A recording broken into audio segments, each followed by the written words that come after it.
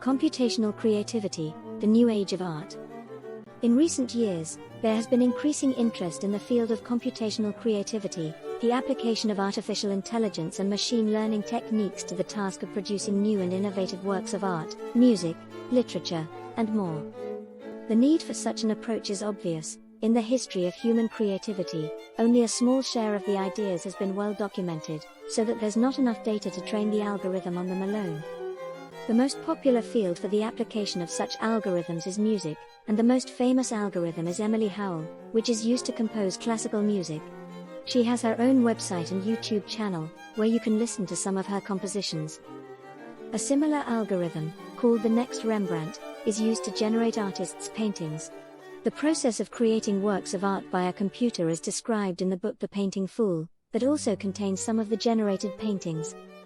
Another project known to the public is My Little Pony, Friendship is Magic, a TV show whose creation is assisted by an artificial intelligence.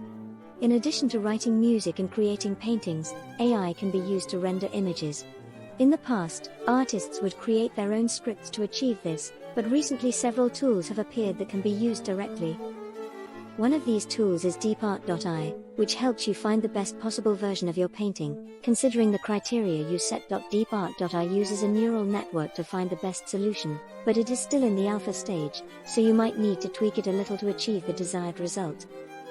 Current research in several different areas is converging on the idea that computers will eventually be able to assist human designers to solve design problems that are currently beyond the scope of human designers.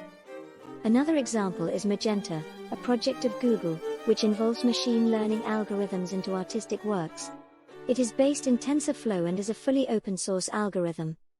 CAD tools can generate innovative designs, but they are not able to understand what they are producing. Style, a neural network that can be trained to recreate missing parts of paintings.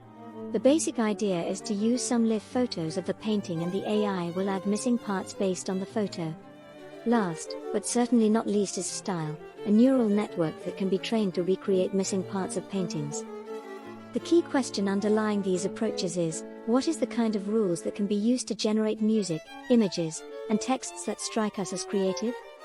All these approaches involve the use of algorithms that learn from the existing works in some well-defined way.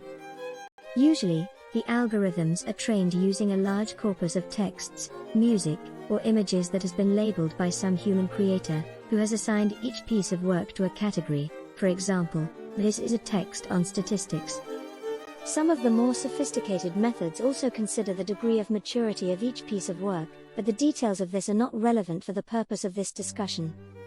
The need for such an approach is obvious. In the history of human creativity, only a small share of the ideas has been well documented, so that there's not enough data to train the algorithm on them alone. The method thus involves the creation of a simulated process of creation in which the algorithm is placed in the role of the artist, and it is expected that he will behave like a human. What is the future of art?